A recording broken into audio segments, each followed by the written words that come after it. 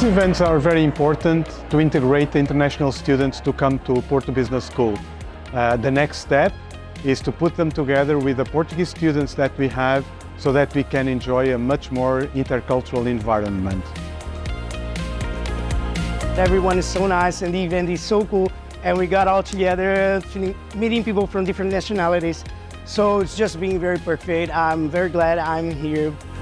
Today, for the welcoming of our international students, we prepared a Portuguese food workshop because we know that in Portugal, food brings people together. And that's exactly what we want to do, to bring our students together.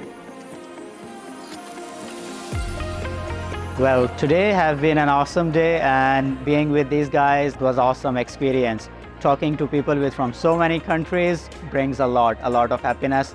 Great day. Thank you.